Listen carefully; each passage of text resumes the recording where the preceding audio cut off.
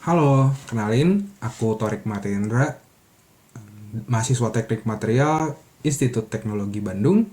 Nah, pada kali ini kakak menjadi tutor teman-teman pada mata pelajaran matematika.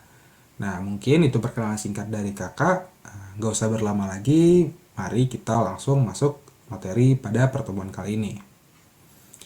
Nah, pada pertemuan kali ini kita akan belajar tentang peluang. Nah, tapi sebelum itu kakak mau cerita. Nah, peluang itu kan masuk pada ranah matematika. Nah, jadi matematika itu apa? Ya, matematika itu sebenarnya bahasa yang universal. Jadi matematika itu bukan sesimpel hanya hitung-hitungan. Nah, bukan ya. Jadi matematika itu bagaimana cara dituntut kita untuk berpikir logis, berpikir kritis. Jadi sehingga kita bisa menyelesaikan sesuatu secara terstruktur. Jadi kakak harap teman-teman nggak mau belajar matematika atau benci matematika karena aku nggak bisa hitung-hitungan kak. Nah jangan ya. Jadi kita sama-sama semakin penasaran lah dengan matematika biar itu berguna buat kita ke depan, baik secara langsung ataupun tidak langsung. Nah oke ya, masuk ke materi kita kali ini, peluang. Sebenarnya mungkin teman-teman familiar ya dengan kata peluang. Ya, misalkan teman-teman yang hobi bola, pastilah sering mendengar dari komentatornya kayak, oh peluang yang sangat bagus tadi dari Lewandowski, hampir saja mencetak gol pemirsa. Nah di situ ada kata-kata peluang. Nah tapi sebenarnya peluang itu apa sih dan mengapa kita belajar peluang? Oke. Nah peluang itu tuh sangat luas lah aplikasinya. Nah, bisa dicontohkan dari dua gambar ini, direpresentasikan oleh dua gambar ini, itu adalah kecelakaan pesawat. Nah, di situ kita bagaimana bisa memprediksi suatu kegagalan dari pesawat tersebut. Jadi, tujuannya apa? Ya, biar kita bisa mempersiapkan apa sih yang harus kita lakukan agar hal tersebut tidak terjadi dan semacamnya. Nah, begitu. Terus kedua ada gambar stok, gambar apa ya, chart. Ada anak panah ke atas, ada yang ke bawah. Nah, hal tersebut berkaitan dengan saham misalkan. Nah, di situ para yang ahli itu mereka telah memprediksi begitulah. Kayak oke, saham A bakal naik, saham B bakal turun sehingga mereka bisa mempersiapkan apa yang mereka lakukan ketika saham A naik dan ketika saham B turun. Nah, itu dasarnya adalah dengan peluang. Jadi kita bisa memprediksi sesuatu sehingga hal yang kita lakukan akan menjadi lebih baik ke depannya. Nah, itu ya. Jadi sangat bermanfaat lah kita belajar peluang ini. Oke, selanjutnya kita belajar tentang peluang kejadian teoritis, apa itu ruang sampel dan apa itu titik sampel. Nah, peluang teoritis. Apa sih itu peluang teoritis? Jadi peluang teoritis itu adalah rasio dari hasil suatu kejadian dengan semua hal yang mungkin terjadi. Jadi rasio itu apa? Rasio itu perbandingan. Nah, ruang sampel itu apa? Jadi ruang sampel itu himpunan semua hal yang mungkin terjadi. Titik sampel itu apa? Setiap hasil tunggal yang mungkin terjadi. Oke, biar lebih kebayang, oke, nanti kita bahas lebih lanjut biar teman-teman kebayang. Oke, misalkan kalau ada pertanyaan, langsung aja ngomong kak mau tanya biar teman-teman makin paham. Jadi kita belajar konsepnya aja dulu. Kakak mau menguatkan konsep teman-teman sehingga kedepannya itu bakal gampang. Jadi misalkan ada soal bagaimanapun, teman-teman bisa menyelesaikannya hantam semua tuh soal. Jadi yang penting konsepnya dulu biar paham. Oke, peluang suatu kejadian. Jadi, peluang itu biasanya disimbolkan dengan huruf P. Peluang suatu kejadian, misalkan anggap kejadian A. Nah, kita tulis peluang A. Itu adalah kan tadi rasio. Nah, adalah rasio itu kan perbandingan. Banyaknya suatu kejadian dengan ruang sampel. Oke, banyaknya suatu kejadian itu dilambangkan dengan huruf N. Berarti kan banyaknya kejadian di A dengan ruang sampel. Nah, itu dinamakan peluang. Nah, ruang sampel itu apa, Kak? Titik sampel itu apa, Kak? Nah, untuk lebih jelasnya, kita akan bahas. Oke, nah langsung aja ke suatu contoh kasus. Peluang mata uang koin. Nah, ini ada uang koin. Nah, 3 koin dilempar secara bersamaan sebanyak 1 kali. Oke, jadi gini. Misalkan kita punya 1 koin. Nah, koin, gambarnya koin misalkan. Itu di sisi satunya kan itu adalah gambar ya. Dan di sisi satunya lagi adalah angka. Nah, jadi peluang 1 koin itu berapa? Misalkan 1 koin, maksudnya peluang 1 koin muncul gambar berapa? Nah, peluang koin yang muncul angka berapa? Juga 1. Jadi, banyaknya kejadian, berarti kan gambar sama angka, nah itu adalah titik sampel. Sedangkan ruang sampel adalah hal yang mungkin terjadi. Misalkan teman-teman kayak ngelempar koin, ya yang mungkin muncul adalah gambar dan angka, ya kan? Nah, itu adalah dinamakan ruang sampel. Berarti untuk 1 koin dilempar 1 kali, yang ruang sampelnya adalah kita tuliskan dengan himpunan adalah gambar dan angka. Sedangkan titik sampel itu bisa angka dan bisa gambar. Nah, cukup simpel ya. Oke, lalu kita akan menyelesaikan persoalan ini. Misalkan 3 koin dilempar secara bersamaan. Nah, pertama, berapa kejadian yang menunjukkan minimal 2 gambar? Nah, kalau soalnya berbunyi berapa banyak kejadian, itu menanyakan titik sampel. Oke, 3 koin. Nah, untuk menyelesaikan permasalahan ini, kita harus bikin dulu ruang sampelnya. Itu kan diminta 3 koin. Kalau 1 koin kan ada angka dan gambar aja. Nah, gimana Kak kalau 3 koin? Nah, jadi kalau 3 koin, oke, biar lebih gampang, kita mulai dari 2 koin dulu ya. Misalkan teman-teman punya 2 koin, angka dan gambar. Nah, untuk koin itu, kita bisa bikin ruang sampel berdasarkan kayak diagram pohon. Kan 2 koin. Berarti kan kemungkinan muncul ada di koin pertama ada angka, misalkan koin pertama ini. Ini koin kedua, ada angka dan ada gambar. Di koin yang satu lagi bisa muncul angka dan juga gambar, ya kan? Nah, berarti berarti ruang sampelnya adalah, nah ini adalah muncul angka-angka, bisa muncul angka gambar, bisa muncul gambar angka, juga bisa muncul gambar, ya kan? Nah, gimana Kak kalau 3 koin? Oke, kalau 3 koin, bisa kita bikin juga angka gambar. Jadi bikin juga kayak cabangnya. Angka, gambar, angka, gambar. Nah, di sini juga koin ketiga itu bakal muncul angka gambar lagi. Koin keempat juga muncul angka gambar lagi. Koin selanjutnya juga begitu. Koin selanjutnya juga begitu tuh. Angka gambar. Oke. Nah, jadi ruang sampelnya ada berapa? Oke, berarti kan 1, 2, 3, 4, 5, 6, 7, 8. Berarti ruang sampelnya apa aja? Kita tulis, ada angka, semuanya muncul angka. Nah, selanjutnya angka-angka gambar, cara bacanya gini ya. Nah, angka gambar. Selanjutnya ada angka gambar angka. Selanjutnya adalah angka gambar. Lalu ada gambar angka. Ada gambar angka gambar. Ada gambar angka. Lalu ada gambar. Semuanya ada gambar. Nah, teman-teman hitung. Ntar, ini kita ganti aja pulpennya. Ganti warna ya. Orange deh. Kita hitung ada 1, ada 2, ada 3, ada 4, ada 5, 6, 7, 8. Jadi ada 8 ruang sampel pada 3 koin yang dilempar secara bersamaan. Berarti artinya kemungkinan kita misalkan teman-teman lempar 3 koin tuh secara bersamaan. Nah, kemungkinan yang muncul itu ada 8 ini yang bisa muncul.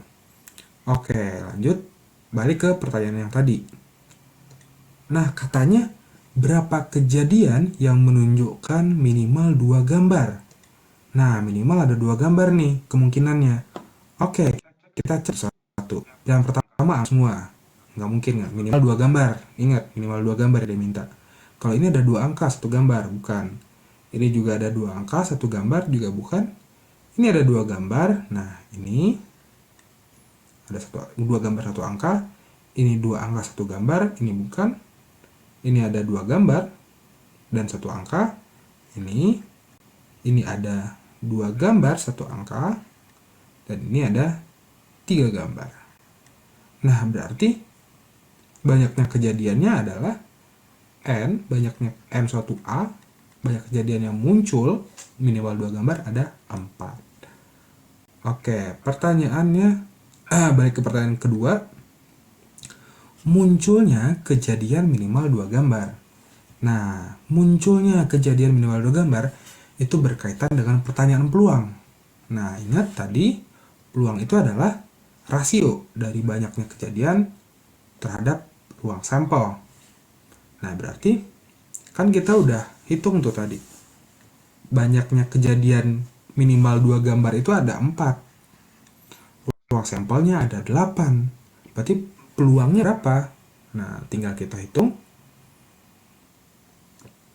Oke, kita hitung ya. Berarti peluangnya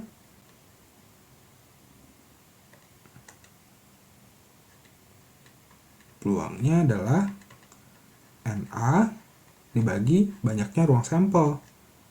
Nah, peluangnya tadi minimal 2 gambar kan ada 4. Ruang sampelnya ada 8. Berarti peluangnya adalah 1/2. Begitu.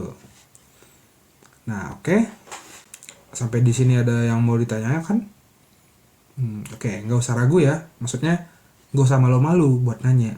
Tanya aja, biar teman-teman makin kuat konsepnya. Oke, kalau nggak ada pertanyaan kita lanjut ya. Selanjutnya ada peluang pada dadu. Nah, jadi 2 buah dadu dilempar secara bersamaan sebanyak 1 kali. Kemudian ditanya, munculnya kejadian mata dadu berjumlah 7. Oke, dia minta 2 buah dadu nih. Oke.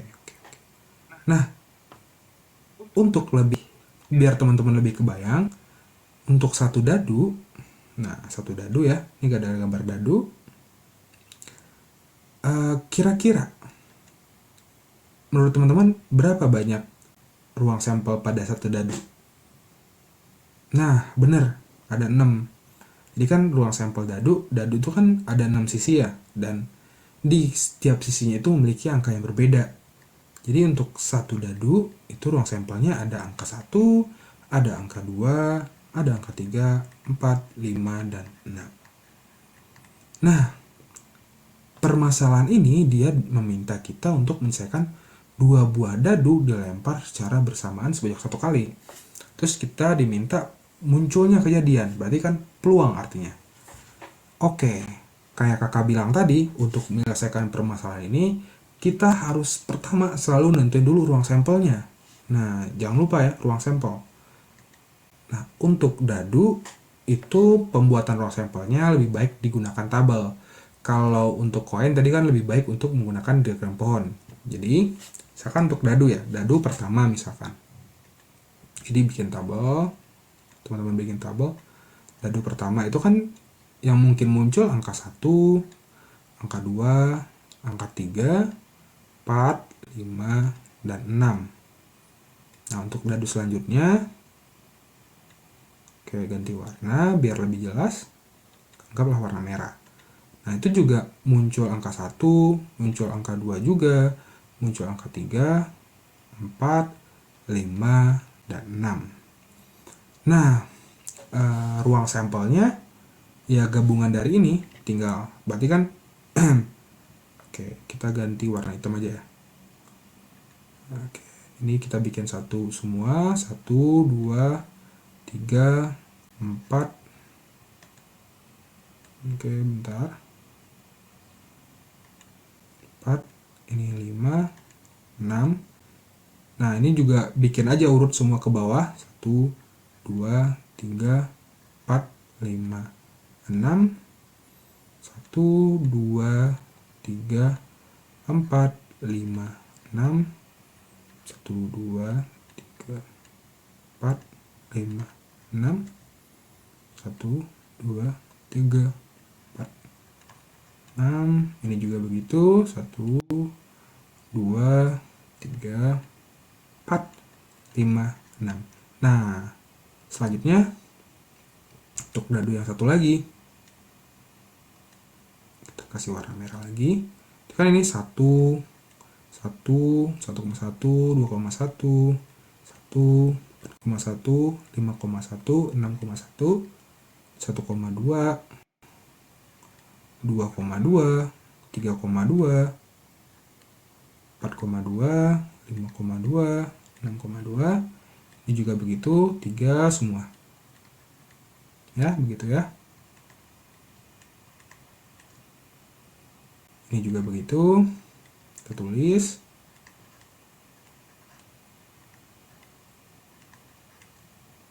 Ini juga.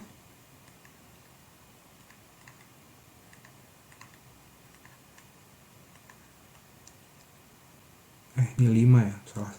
Oh, ini 6.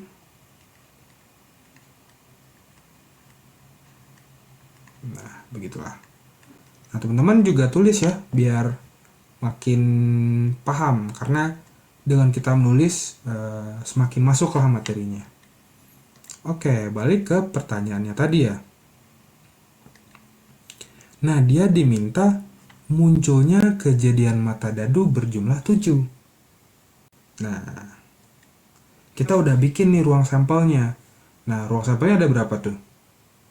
Nah, coba dikali tuh. Ini 1, 2, 3, 4, 5, 6 ke bawah. Ke kanan, ke samping juga ada 6. Berarti ada 36 ruang sampel pada 2 dadu yang dilempar secara bersamaan. Nah, dia meminta mata dadu berjumlah 7. Oke, misalkan dadu pertama muncul angka A. Dadu yang kedua muncul angka B. Jadi A tambah B itu jumlahnya 7. Nah, berarti dari ruang sampel ini ya kita tinggal pilih. 7 itu kan 6 tambah 1 itu juga 7. 2 tambah 5 itu 7. 3 tambah 4 itu 7. Ini juga begitu. 3 tambah 4 7. 2 tambah 5 7. 1 tambah 6 7. Nah, biasanya dia tuh berdiagonal seperti ini. Nah, begitu. Berarti kan ada berapa nih? 1, 2, 3, 4, 5, 6. Ada 6 dadu, 2 dadu dilempar itu dijumlahkan itu berjumlah 7. Ada 6 kejadian. Nah, berarti peluangnya adalah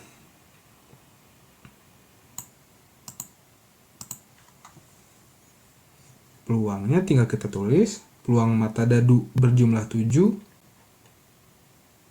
Peluangnya kan banyaknya suatu kejadian dibagi ruang sampel, perbandingan ya. Kan banyaknya berjumlah 7 tadi kan udah kita hitung ada 6 buah ya. Dan ruang sampel dari 2 dadu yang dilempar secara bersamaan itu ada 36. Berarti peluangnya adalah 1/6. Nah, cukup simpel ya tentang peluang ini. Nah, oke. Mungkin kita cukupkan dulu pelajaran kita hari ini. Jangan lupa teman-teman latihan soal. Perdalam lagi materinya. Besok kita review sedikit sebelum kita lanjut ke materi yang lain.